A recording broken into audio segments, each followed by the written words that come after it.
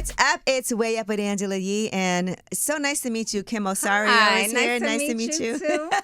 Malik Buie is here. Nice to meet you as well.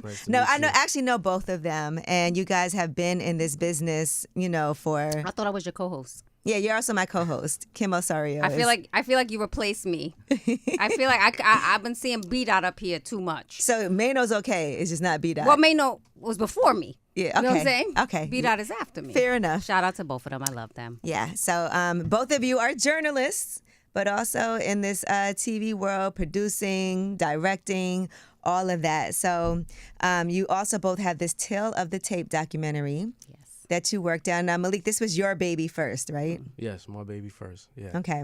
Well over 10, 12 years ago. So, I like when people do documentaries over a period of time. Because sometimes I feel like people try to put a documentary together and it's like a week of interviews. But Right. no, seriously, because it reminds me of when they did Hoop Dreams.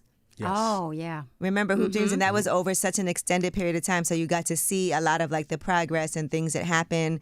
And it's a different reaction when something happens than it is later.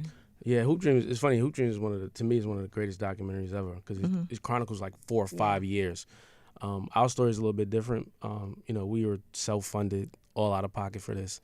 So in a perfect world, yes, we would love to shoot for 8 months, edit for 4, and then release. But that wasn't the case. But you had footage that was from, never before seen footage from back, actually a decade ago or more. Yeah. We're just fortunate. I filmed like 90% of it, right? Like all the Kendrick Himself, stuff. Right, yeah, like the Kendrick stuff, the J. Cole stuff, Future the first time he did an interview, all that stuff. That was me with my camera. So you never knew where Kendrick was going to end up, where J. Cole was going to end up, where Future was going to end up. To see all of them like in the top 10 conversation. I often say I should have been a camera person. Yeah, but because if I would have had, imagine if in the 90s. I'm glad you didn't. Thanks, Ange. I'm so glad you didn't. You're like, you didn't need a camera with the type of, you didn't need one. That's kind of drama that was going on. Right. But yeah, you definitely had the foresight to do that. Now, when you were filming those interviews, they were just interviews, like footage you were getting, or did you know what it was eventually going to be for? No, at that point, I knew that I wanted to do a documentary on mixtape and mixtape culture. I wasn't sure how to tell the story. And that was the importance of Kim being able to like come in and say, well, this is how we need to like craft this. When I did the Kendrick shoot, he was in Atlanta just kind of doing promo for his mixtape. So he was that mixtape was big for him. Right. Section 80. He was a co-headliner. Dom Kennedy was like, him and Dom Kennedy were headlining together. Big Sean, 2 Chainz, Sahara the Prince were openers. Oh wow. And DJ Drama was on the marquee. Like it was like DJ Drama and Friends at I forget what place in Atlanta. We were out there for Hip Hop Awards. So I was like, I've always been cool with Drama from my Rap City producing days. He was like, yo, you want to come out to this event? I'm DJing. Let's go. And it just happened to be that night. Just one of those things that, you just blessed to be able to be a part of. You never know where somebody's going to be. And listen, Tale of the Tape is all about the importance of mixtapes and how mixtapes really helped create so many other offspring, so many offshoots of it. I saw in a documentary, they were saying people start off as a mixtape DJ, but you get so engrossed in the music, it's inevitable you're going to end up being a producer. Yes. At some point. Yeah. And so some of our favorite DJs also ended up being producers, right? Yeah. Jermaine Dupri, he's a DJ. He was DJing first. Yeah, so Swizz, right? Yeah. Talked about it in the doc, and I think the DJ and the DJs have served such an important part of hip hop, right? Even when you think about mixtapes and A&Ring, right? Like they were the original A&Rs Right. because they would They pick knew what was hot. record was gonna They knew what hit. worked in the club. Absolutely. And another thing, and this is so true, because look, kids today, and we'll talk about the legalities of what happened with mixtapes, but even as far as getting the exclusives, that was such a big deal. And I saw you guys had Clue on there. DJ Clue, to me, coming up, DJ Clue had some of I remember the Springtime Stick Up, I think it was called. Yes. We all have those mixtapes from our era that were reminds us of a period of time where we were rocking that mixtape the whole summer. Yep. And you just think about that. For you, Malik, you have to be a little bit, I know you want to be unbiased, But when you think back to like a mixtape that had an impact or reminds you of something, what would you say it would be? Well, my favorite mixtape is Doo-Wop 95 Live. Okay. Right? That just sets the tone for me. During that time, I was at Morgan State University with my TTC brothers. We were doing parties. I actually met, Envy, who's one of our co-EPs. He was at Hampton coming through. Clue would come and do parties. SNS would come and do parties. Ron G would come and do parties. But that mixtape to me, because it had, every artist from, the 5 boroughs. You had guys that were signed, that was going gold and platinum, that were still like, look, I want to do this mixtape. And Doo-Wop and his crew could spit. Like, that's just, Yeah, those Doo-Wop mixtapes. And Tony Touch. Yeah. Remember Tony Touch? I think Tony Touch, I had that was the first time I ever got shouted out on a mixtape. Oh, Tony Touch shouted you out? Yeah, I was big. And they had like the 50 MCs. But Clue and Envy talked about how exclusive became a thing. Yeah. At first it was like, okay, putting together a mixtape and then getting these, these big artists and getting things first. And stuff that wasn't even out, like Who Shot Ya? They talk about the Biggie Who Shot Ya. And sometimes artists would get really mad that you would get that exclusive from them. Like, how did you get that? Yes. But then it turned into, okay, we're going to have like it was like an album of exclusives. It evolved over the years, right? All the way up until when you get to the 50 Cent era with what he did with his mixtape, right? That really changed the way artists promoted themselves and put themselves out there, predating whatever the label wanted to do.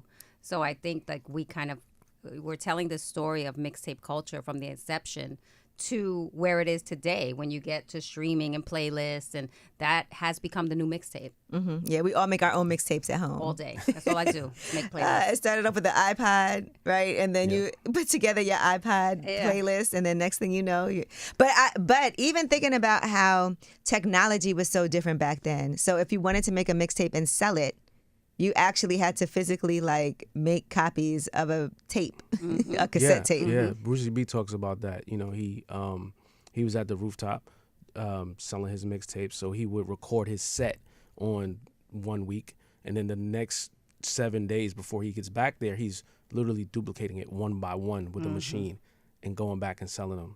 So, and then you fast forward to Clue and Envy, who then have like 10 machines and DVD duplicators, and they figured out a real distribution system for it. We gonna figure it out. They did. Like, I used to actually have a mixtape magazine. I don't think I spoke about this before, where these guys who were duplicating mixtapes. Listen, it was a period. I had a mixtape magazine. Fabulous was on the cover. Like, we were putting it out, but they were doing what they were doing with mixtapes, right? And I think this was around 2005, 2006. And they had the warehouse, I guess, where they were doing it from, in the Bronx, right there before you go over there. Anyway, so they were paying me to put a magazine together to accompany, like, the mixtapes they were putting out. It's like bundling. Yeah. I just put myself on blast. Yeah, I know, that's so dope. Events are coming. God help me. It's a real industry and economy behind it. Like, these guys were taking care of themselves and their families off of these tapes. I remember people used to get a mixtape and I would make a copy of their mixtape. Because you could just, you just dub it. Yeah. You cover the holes with the tape. Wait, who got the tape? Okay. You put tape over the holes, and then you put it in, and you just... You know what? And I remember this one mixtape I had that I played so much. It was like a dance hall mixtape.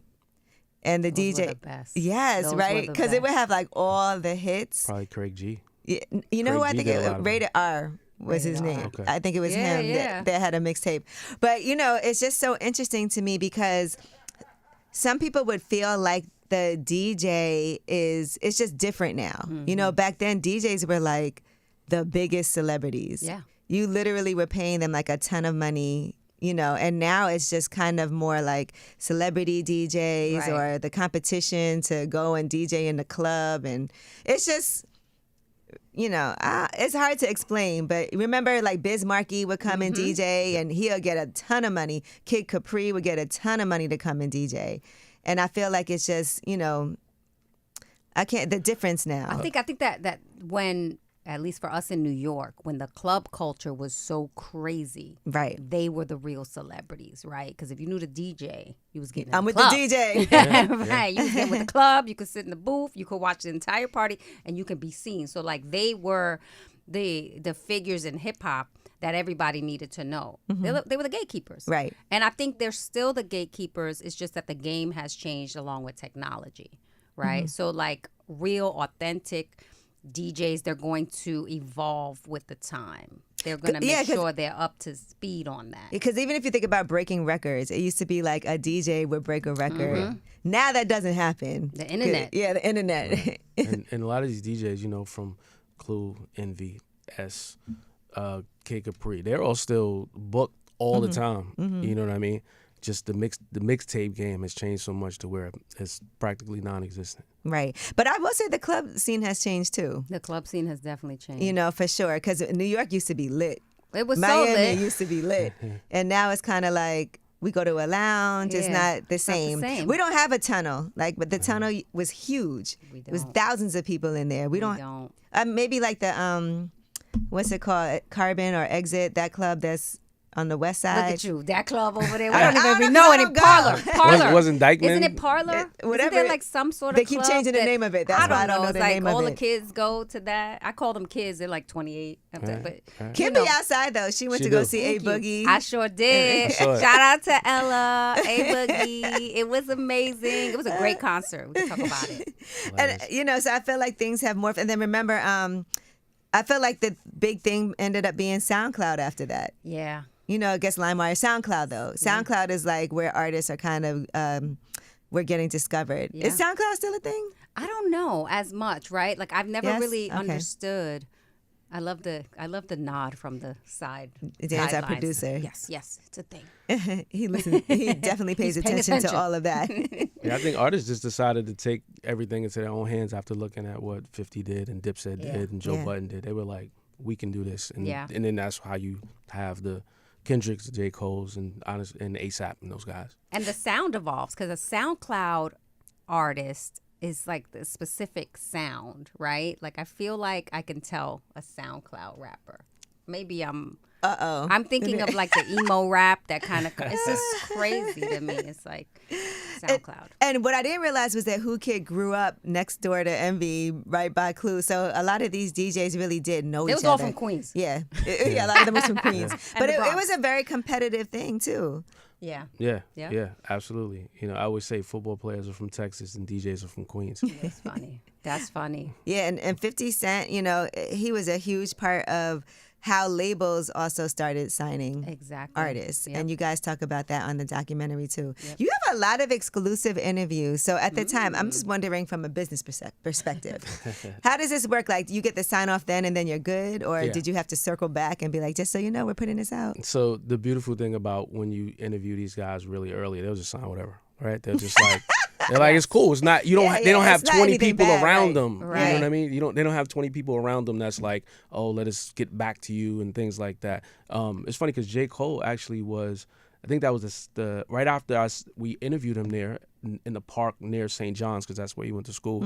Like 2 weeks later, we were directing a music video for Consequence, and he was like an extra. Yeah, So he was like on He the was grind. grinding. He wasn't was playing. grinding. The circle back is never gonna work. If you get an interview and then you got to circle back And with, Right. with a the with a legal gotta release, look at it. I gotta have my lawyers look at it. My I need manager label, said this. Forget about it. You But- ain't getting it. Yeah. Also, you know, we there's nothing slanderous for any of these guys. Yeah, yeah. You know, It's nothing they should be Celebratory. upset about. And the thing that's good advice for anybody now who's outside with the camera Right. doing interviews. Make sure you get that sign off, because if you ever want to use that footage later on, it's going to be difficult. Or you can get them to look into the camera And say, I give permission. I give my permission. Just don't lose that footage. Exactly. and cable cast signs that we put Yes. up normally, like you just kind of put up a disclaimer around where you're filming. You film that. Yep. And you go from there. Producer workarounds. Now, I remember when this whole mixtape era had to come to an end for legal issues, and DJ Drama was definitely at the center of it, and that gets addressed here too. So explaining why mixtapes actually ended up becoming, you know, it was a legal, like you could do them, Right. but it became too much illegal. of a burden. Yeah. You could do it if you got the sign-offs, right? If you sold it through. Well, when you think about the clearance of the music, that's where it becomes an issue because you're selling the music and who's profiting off of that, and the artist isn't profiting. So there's all this legality involved in it, which is why. Remember when they used to put they would say it was here, it's for promotional use only. Right, it would say that on there. Mm-hmm. Right, for promotional use only, but give me $20. You know what I'm saying? Mm-hmm. So you're paying for the artwork. Yeah, that's what they would say. You're paying for the artwork. Exactly. So and look, we're hustlers, I think in hip hop, we gotta figure out a way because somebody's always eating off of our creative, and I think the blending, right, that Mixtapes showcase, like that was an art in and of itself. So that's what as a mixtape fan, that's what I'm paying for. I'm not paying just to hear this record on the tape. And that goes down like back to the early 90s and when I came up in the game and like when I was purchasing mixtapes, I was buying it for the blends. Right. That would be fun. Ted Smooth, he always did really great blends too. He still does great remixes. Yeah, he does. Because you want to hear like this beat under this, these vocals, and you're like, wow, that sound that sound fly when you use this. But legally, you can't really just do it. But like we were all experimenting, I think, with music back then. I used to think I wanted to be a DJ. She was a DJ. Yeah. Yeah, I had sold my turntable. What was your DJ name? Here we go. What was it? It was just my name. DJ Kim. Kim O. That's a lie. Kim O. And I was just showing Kim, I have my turntables in my basement still. Right. I just set everything up and my vinyl. I got my turntables from DJ Muggs from Cypress Hill. Oh. I did a photo shoot for him when he had a project out, and he was like, "Oh, what can I get for you, like as a thank you?" Because I got it all paid for through this clothing line, and it was a Soul Assassins mixtape. album. Oh, and so he ended up. I was like, I want that album. Oh, they did. I got to go back and flash back to that. Yeah. I'm in the middle of that Eminem stuff. One of them rappers. I don't know, but I remember thinking, I was like, I don't even know DJ Muggs. Like, what the fuck is this? But Well, anyway, he was like, "What do you want?" And he had a deal with Newmark, so I got the turntables, from him. Thank God this is pre-recorded, right, Dan? Yeah, you're fine. You're fine, Kim. You cursed. I did. Yeah. I did. You see how it gets when you take me back to the days of my trauma? What's interesting, and then when I got my turntables, I remember like so many DJs were helpful. I went to Pete Rock's house to go pick up some records because he was like, "You can come get some records." Special K and Teddy Ted gave me a bunch of vinyl. It was a few different DJs that were like, "Come on, we got some vinyl. Like, come and get some." Wow. Billy used to carry my crates. I love that. You got to do a mixtape. You said I do? Yeah, you need to do I'm not trying to get sued. No. Right. She don't want the feds coming after But you're her. right. It did used to say for promotional use only. Yes. So that was the only way that they could work around that. But let's talk about the legal drama, because then DJ Drama, his studio got raided, and he had no idea that he was even doing anything wrong, according to him. Right. I think also it's like you have corporations where departments aren't talking to each other, right? Because at the end of the day, a lot of these mixtapes that he were doing, some of them were promotion for the actual label. Right. So you have part of the label that's like, here you go, here's this music for Gangsta you to promote Grizzles for us, and then you have another part that's like, hey, what's going on over here? And he was just really caught up in the technicality, and for them to for them to come to his studio with guns drawn and use such brute force over CDs and DVDs was crazy. Yeah, that was wild, because he did used to, first of all, it used to cost money for him to even do the Gangsta Grills mixtape. Like, you want a Gangsta Grills? This is what it costs for me to even do this for you. And that was, but it was a great promotional tool because it was always like the mixtape before the album. Right. And it was a big cosign. Yeah. And for some people, the mixtape was better than the album, some people would say, for a lot of artists. I mean, an artist gets to just, express themselves organically without any interference. That was the beauty of certain mixtapes. Mm-hmm. I don't know if Drama was quote unquote charging for his services for Gangsta Well, no, Grills. they used I just to- want to put that out there. That was one of my first interviews. Sorry, drama, but I mean, I just want to say that, but but he should also monetize off of his brand. That is probably one of the strongest brands in hip hop. yeah, is Gangsta absolutely. Grills. So, Gangsta Grills mixtapes. I can't do interviews with my friends anymore. I just want to make sure he already had trouble once. I don't want to. I didn't mean No. it I in a get negative it. I get way. it. But it was like there's certain, and I don't think every artist he would charge, but if it was like an artist a label was pushing, and we want to get a Gangsta Grills Right. mixtape, why would he do it for free? Right. No, you're absolutely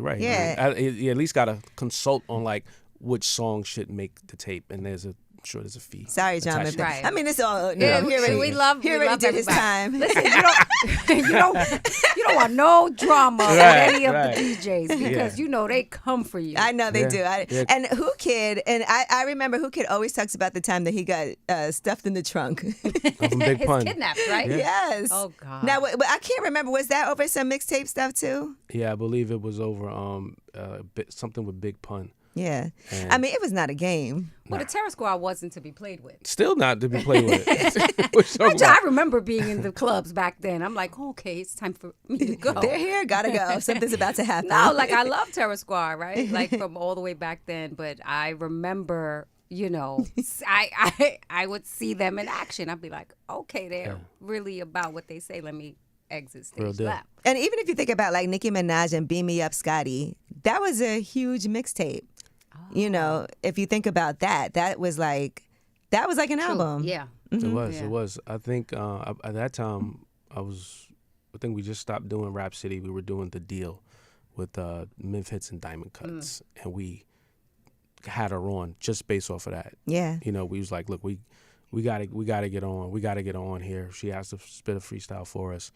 But that mixtape, I think, was the one that, like, quote unquote, launched her career. Yeah, absolutely. They used to have the digital magazines too. Remember that? So it would be like the mixtape, and then the artist would be in like one of those digital magazines, right? But it was like a DVD magazine, Like an EPK. yeah, kind of thing. That's And that was when they was paying me on the side.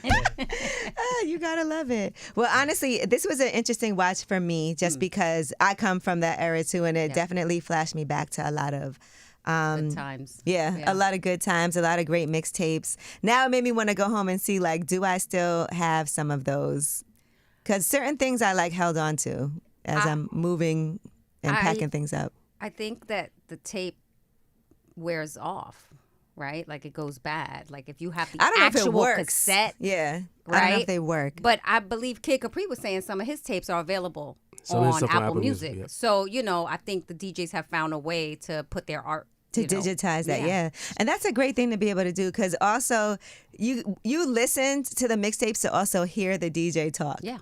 Because, and Envy talks about that too, about bringing personality Into the mixtape. So it wasn't just a drop. It was also the DJ, like, hyping it up, talking and doing. Some people talk too much. Yeah. I just remember it sort of like stamped and marked their territory, right? And I feel like it really gave way to the remix. Right. Oh, Right. okay. When you think about Ron G and what he was doing in that era. Okay. Those became the remixes of the records that were out. Now, Ron G is definitely somebody who, when you think about mixtapes, you think about Ron G. So did you have anything from him? Did you try to interview him? We tried to interview him. He was scheduling conflicts. Unavailable. Okay. But we love Ron. Okay. I love Ron. Shout out to everybody lot who of didn't do the doc. Yeah, I'm sure there were some DJs who you guys reached out to and pay your respects to. But a good majority of the DJs, again, it's like it's a cool club, I think, that they belong to, right? And most of them were very like, hey, I'll do this, it's no problem. Yeah. If I'm trying to get in touch with someone else, they would reach out for me, etc.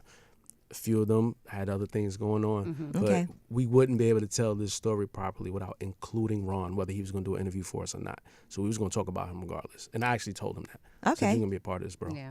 right, whether you like it or not. There's always a workaround. And Jazzy Joyce is on there now. When it came to these mixtapes, there weren't a lot of women at that time that I feel like that got highlighted.